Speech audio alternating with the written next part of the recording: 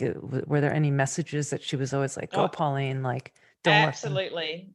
Mm-hmm. Absolutely. Like my mum was amazing. So, my father being murdered when I was younger, and mum bringing up four kids on her own. She must be And tough. She must be yeah, she just tough. did everything. Like she used Wow. to be outside building things, and and again, like it said in the movie about, she said, "Oh, you want to get to a contest? Okay, go on the beach and collect Right. cans and bake Right. cakes and bring it to school and sell Right. it." And Right. we used to scour the streets and just get stuff off the streets, like how they have street cleanup. Mm-hmm. Mum would get us doing that, and Right. So there's a selling it in carousels resourcefulness. as well. And Mm-hmm. I'm still do it today. Like they Mm-hmm. showed at the end of the movie about me saying to the kid, "Go get that board." I still do it. I Mm-hmm. just, it's not just being resourceful, it's saving the planet. Right. Of course. Mm-hmm. Because, when COVID happened, I think it was, again, thinking of a positive out of something really negative, Right. is it actually gave people a look at, we need to use things we have, because now things aren't working around the world and we're not getting the stuff we need. Mm-hmm. And also getting back to health, I know a lot of people that are in a bad way health-wise, and going through that transition myself. Mm-hmm. I just thought, all these people are complaining about being locked in for a few months here and there, or even a year. Right. Think about all these people that are permanently bedridden. Yeah. Mm-hmm. They live that life, and here you guys are whinging about it. It's like, it's nothing in perspective. Do you still suffer from the arthritis? Is that something that it still afflicts you I mean, in Yeah, the it does. film, you're immobilized sometimes and your whole body would ache, and it just sounded so awful. And I'm so sorry that you've had to kind of, deal with that. That's just so hard. But is that something is there any kind of like cure, or is there anything to alleviate that? Are you still battling it now?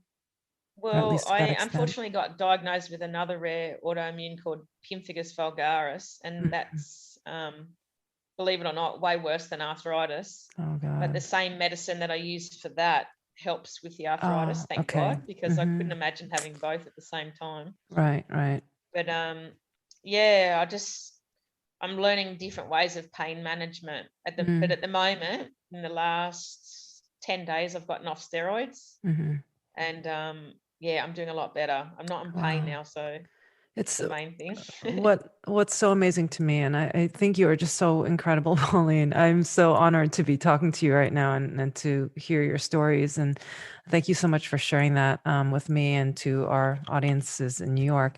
Um, but I just am amazed by all that you've gone through. And maybe it's because well, not everyone who experiences that, but you've gone through so much. And despite that, there's no kind of anger at the world at like, why me? And instead you turn it around, and the crowdsource funding, it came over the target 25K, and I think to over $40,000. And with the 60. remainder, oh my God. So it's grown even since I Yeah. last checked.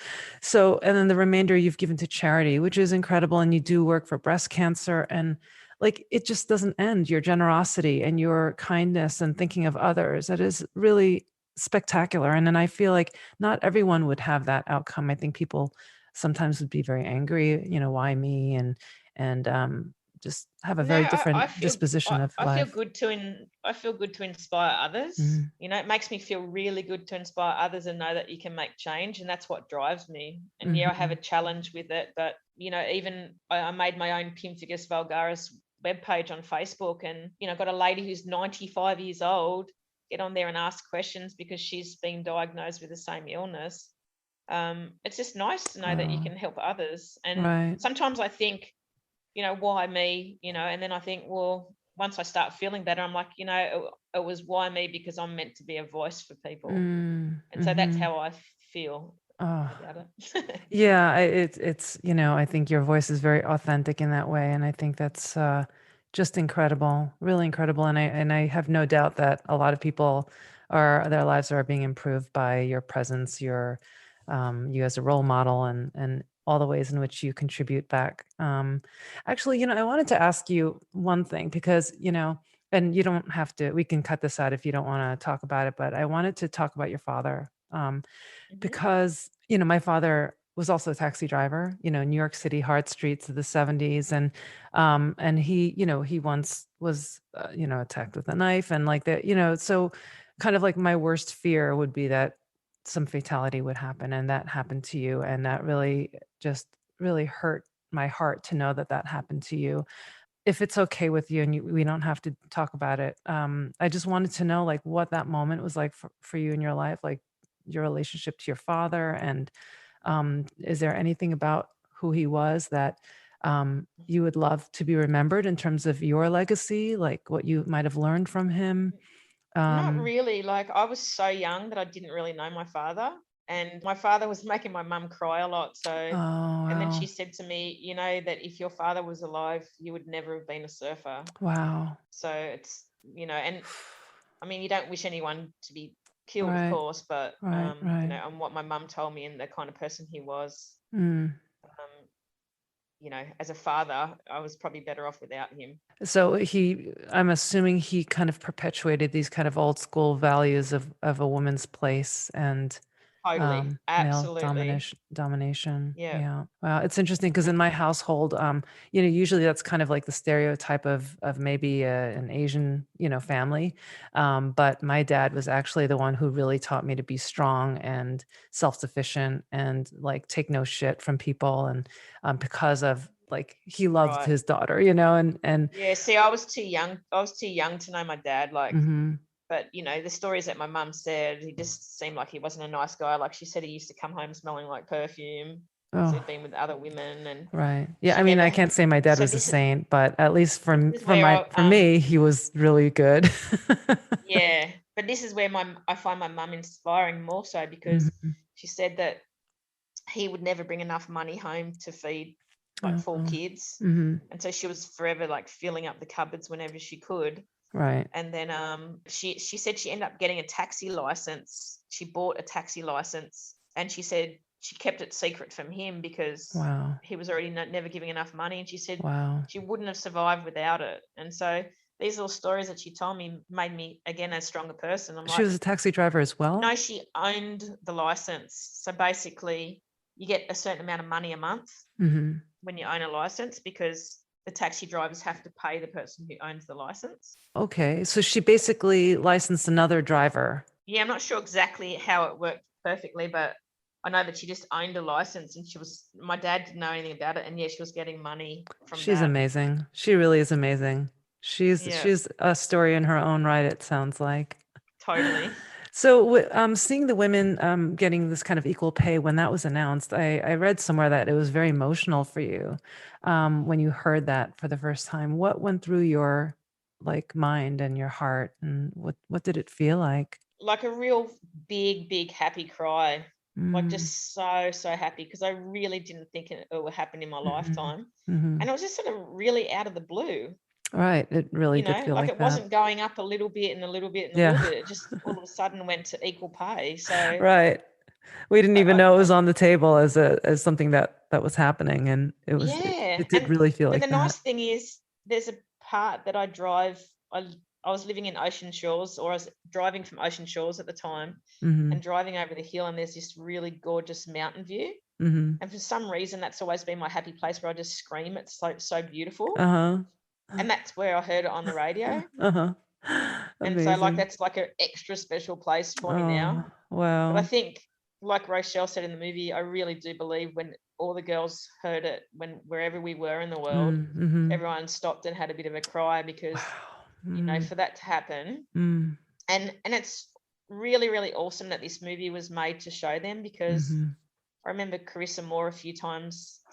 She was hanging around some of the younger girls coming Mm-hmm. onto the scene or Right. hanging out with her, and she goes, "Do you know who this is?" And the girls are all like, "No." Mm-hmm. So they didn't know their past surfers, and Right. so the movie's great for stuff like that. Right, right. I really hope this opens the door to more of the history being documented and highlighted and archived, and I think that's so important. And it's unfortunate that there's so little footage compared to the men, but I think the film did a great job in really being able to show us a lot of that time. I was surprised that there was as much as there was to show in the film. Well, I have lots and lots and lots of archives. I keep everything, and there's a lot in there of mine.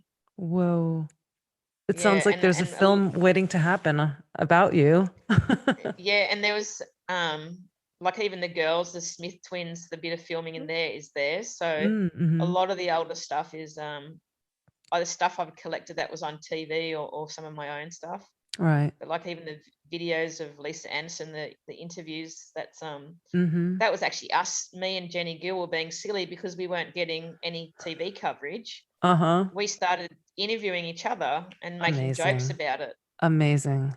That's really incredible that you have that footage and that you've held on to it all this time. Yeah. Thank goodness for that. Who knew, in the future that all these things would be so important. So they don't have a cure for your skin. No, so basically I've had what's called rituximab, and it completely wipes out your B cells. And so that's kept it at bay. So as far as I know, I have to have rituximab forever and keep suppressing my immune system. But I'm really happy that I'm on that, because I was on steroids the last 2 years and they absolutely destroy your body in every way. How often are you able to? But the trial didn't work for me. So, again, I went on the trial because I thought, I can still help others if I find a cure by going on the trial. But it didn't work out. So. How often are you able to surf? Is it still something that gives you as much joy as it always has, or is it just it's really hard? Like I probably surfed 10 times in the last 2 years because of my skin and stuff. It just wasn't fun. The 10 times I surfed wasn't fun at all. And then now I'm still having trouble with fatigue, but there's been a couple of surfs where I get that really like, I want another wave. And it's just so awesome to have that back, because I haven't had that for a long time. But yeah, I haven't surfed a lot because I'm going in this charity event. I'm dragging myself out there, teaching myself to ride over a 9-foot board, which is really hard, especially when you've been a short boarder your whole life. But no, it's a good charity, so it's worth it. Oh my goodness. It's just amazing how you just keep giving back and giving back. It's really, I hope, your situation, it doesn't get worse. And I hope you can find some relief and that the medicines work. And I'm just sorry you have to deal with all this. Yeah. Well, I think, it's helped too, having this attention and the support, because, they say when you have illnesses, you feel alone and all that kind of stuff. But knowing that you have a lot of people supporting you and recognizing everything you've done and appreciating it, it's all part of the healing, I think. Well, I hope it also, helps in your physical pain, because that's no fun, I know. Do you still follow the WSL? Like, do you watch the competitions?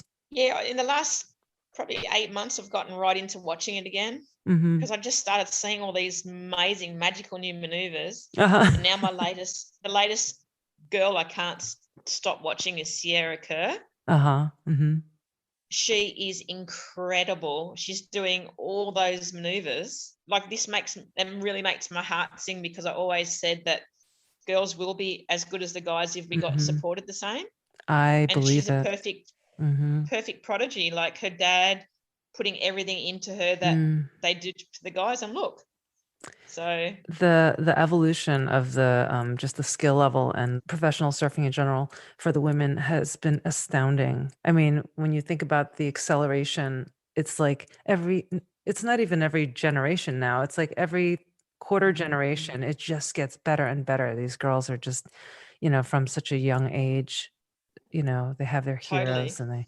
And actually, speaking of heroes, who are your heroes growing up, since you didn't really have access, and how did you, to seeing these role models? Well, again, it's who that you saw. Like, I'll never forget, in a Wheat Bix packet, I saw Lynn Boyer. And so Lynn Boyer was my first. That's amazing. And then so she was sponsored. They just did I don't know why, they just did like a whole lot of cards of surfers, and there happened to be a Hawaiian on there, which I was still to this day blown away. Back to like a Wheat Bix packet. But they weren't sponsored by Wheat Bix. Wheat Bix was just using their identities. So I don't know if they got any money out of it. They probably didn't. But anyway, that, and then Pam Burridge and Jodie Cooper. And, Pam, again, because when I was a kid, she was the first person I asked for an autograph. Wow. And so, you know, she wasn't that much older, but Right, you know, when right. you're a kid, you just think they're so much older. Uh-huh. Um, And they and all that became sat your with me colleagues.